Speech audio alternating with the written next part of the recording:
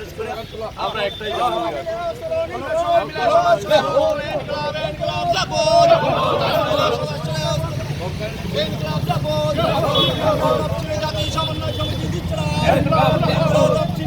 সমন্বয় সমিতি সমন্বয় সমিতিটাকে আজকের জমায়েতে দলে দলে যোগ দেন।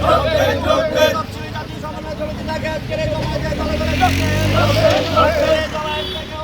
তফসিলের স্বার্থে আমাদের সংগ্রাম, স্বার্থে আমাদের লড়াই, স্বার্থে আমাদের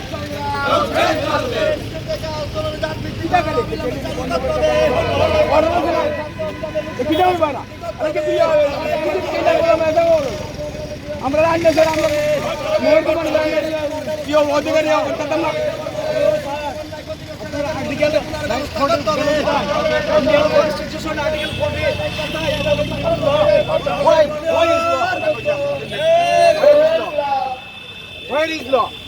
Article 14.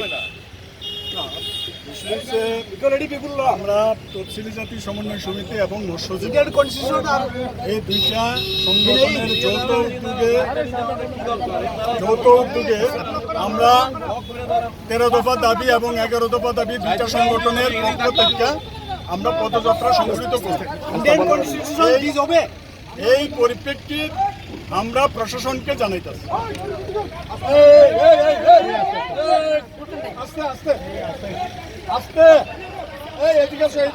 ইন্ডিয়ান কনস্টিটিউশন মানবেন না, ঠিক আছে? তো এই ডিমান্ড আর কিচ্ছু না। ডিমান্ডগুলির মধ্যে আপনারা জানেন, আমরা অনেক জায়গাতে প্রচার করছি যে আমাদের সংগঠন ত্রিপুরা তফসিলি জাতি সমন্বয় সমিতি এবং মৎস্যজীবী ইউনিয়ন এখানে 13 দফা দাবির ভিত্তিতে আমরা পদযাত্রা সংগঠিত করব। এই পদযাত্রার মধ্যে এই দাবি সনদের মধ্যে আছে, আমাদের দাবি সনদের মধ্যে আছে রেগাই 200 দিনের কাজে তোমরা যেহেতু প্রতিশ্রুতি দিয়েছো তোমাদের গভর্নমেন্ট এটা চালু করো। 325 টাকা 350 টাকা বলেছিলে নির্বাচনের আগে, রেগার মজুরি দেবে, এটার জন্য তোমরা কার্যকরী পদক্ষেপ গ্রহণ করো। এবং মৎস্যজীবীরা এই যে গত ফ্লাড হয়ে গেল আগস্টে, ফ্লাডে সারা ত্রিপুরা রাজ্যের মধ্যে 8টা ডিস্ট্রিক্টে এফেক্ট, এর মধ্যে প্রায় 17 লক্ষ মানুষ এফেক্টেড। বিশেষ করে একদিকে কৃষক মৎস্যজীবী যারা আছেন 2011 সালের আগে তারা কি বলেছিল, 1 বছরের মধ্যে 50,000 চাকরি দেবে 1 বছরে, তারপরে ধাপে ধাপে 7 লক্ষ বেকারের চাকরি হবে। কোথায় সেই চাকরি, কোথায় কর্মসংস্থান? এই সেই দিন বিধানসভার অধিবেশন গেল, সেই অধিবেশনের মধ্যে কি তথ্য বেরিয়ে আসলো?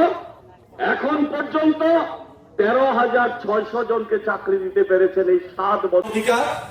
আমরা এটা মিছিল করতে পারবো না, মিছিল করে আমাদের গন্তব্যস্থলে পৌঁছতে পারবো না, এটা কি বেআইনি? কোথায় আমাদের দেশের সংবিধান, কোথায় আমাদের দেশের গণতন্ত্র? এইটা কি গণতন্ত্র? গণতান্ত্রিক দেশ, গণতান্ত্রিক সরকার, এখানে গণতন্ত্রের ন্যূনতম কিছু আছে? ভোটের সময় মানুষ ভোট দিতে পারে না, প্রচার করতে পারে না, মিছিল মিটিং করতে পারে না, সেটা আলাদা বিষয়। একটা জিনিস, এখন তো ভোট নেই, আমরা আমাদের দাবির কথা বলতে পারবো না। তফসিলি অংশের ছেলে মেয়েরা তারা লেখাপড়া বন্ধ হয়ে যাচ্ছে, স্কুলে যেতে পারছে না টাকা পয়সার জন্য। বিদ্যাজ্যোতি প্রকল্পের নাম করে এখন স্কুলে ভর্তি হতে গেলেই 1,500 থেকে 2,500 3,000 টাকা দিতে হবে। কোথায় পাবে সেই টাকা?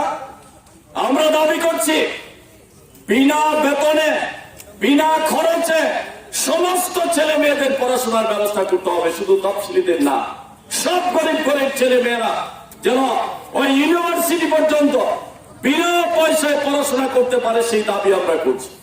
আমরা দাবি করছি বিনা পয়সার চিকিৎসার ব্যবস্থা করতে হবে। আজকে কি আছে হাসপাতালগুলিতে? হাসপাতালে গেলে সেলাইন থেকে শুরু করে সুই সুতা সমস্ত কিছু কিনতে হয়। হাসপাতালে ডাক্তার নাই, ওষুধ নাই, গরিব মানুষের চিকিৎসার কোনো সুযোগ নাই।